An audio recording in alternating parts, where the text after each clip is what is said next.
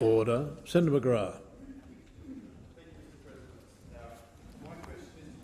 Human Services Senator Payne, representing the Minister for Trade and Investment. Can the Minister inform the Senate of the successful conclusion of the historic free trade agreement with China today? What benefits will this free trade agreement bring to Australia? The Minister for Human Services, representing the Minister for Trade and Investment, Senator Payne. Thank you very much, Mr President, and I particularly thank Senator McGrath for that question, because today Australia did sign a landmark free trade agreement with China, our largest trading partner, with total trade worth almost $160 billion in 2013-14 and a significant and growing source of investment, Mr President. The China-Australia Free Trade Agreement, the CHAFTA, will lock in existing trade and provide the catalyst for future growth across a huge range of areas, including goods, services and investment. The agreement secures for Australia better market access to the world's second-largest economy, improves our competitive position in a rapidly growing market, promotes increased two-way investment and reduces import costs. It is a win for both households and businesses alike. On day one of CHAFTA, Mr President, more than 85% of Australian goods exports will be tariff-free, rising to 95% on full implementation.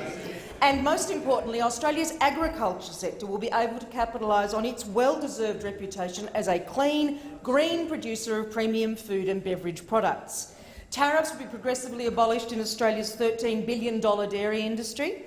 Australia's beef and sheep farmers will also gain from the phased abolition of tariffs ranging from 12% to 25%, and all tariffs on Australian horticulture, Mr President, will be eliminated.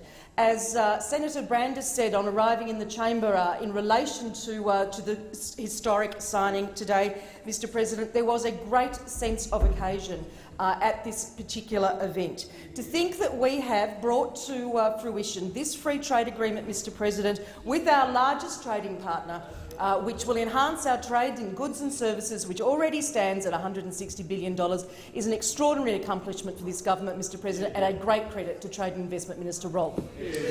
Thank you, Minister. Senator McGrath, a supplementary question. Yes, a supplementary. Will the Minister inform the Senate of the government's record in successfully negotiating free trade agreements with other countries? Minister. Thank you very much, Mr President, and it is a very important supplementary from Senator McGrath, because it enables us to focus on the fact that CHAFTA in fact completes an historic trifecta of trade agreements with our top three export markets, accounting for more than 55% of Australia's total goods and services exports.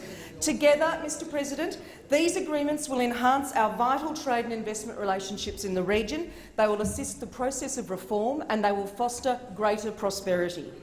In fact, our free trade agreements with Korea and Japan are only months old, Mr President, and we are already seeing increased exports compared to just a year ago. For example, there's been a 26% increase in frozen beef prime cuts to Korea and, extraordinarily, Mr President, a massive 84% increase in the same product in frozen beef prime cuts to Japan. 84%. Macadamia exports to Korea have more than doubled, and Japan is importing 82% more of our rolled and flaked oats, Mr President. Has expired. Order. On my right, Senator McGrath, final supplementary question. Thank you. Will the Minister advise the Senate how free trade agreements enhance Australia's standing as a trading nation and create more jobs for Australians? Minister. Thank you very much, Mr President. In fact, due to this trade trifecta, Australian exports of goods to Korea, to Japan and China will be 11%, or nearly $17 billion larger in 2035, compared to what they would have been without these agreements. Our services exports will be 13% larger in 2035, or around $2.2 billion without these agreements. Our domestic consumption will be $46 billion higher over this period, which equates to almost $4,500 per household.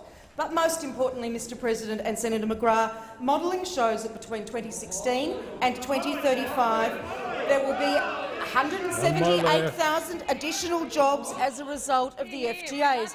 which is almost 9,000 jobs, average extra jobs per year. I thought those opposite might be interested in jobs, Mr President, but I am continuously disappointed by their attitude, and today is no different. Thank Our you, FTA will Minister. create The new jobs time and for higher answering living the standards for question has Australians. expired.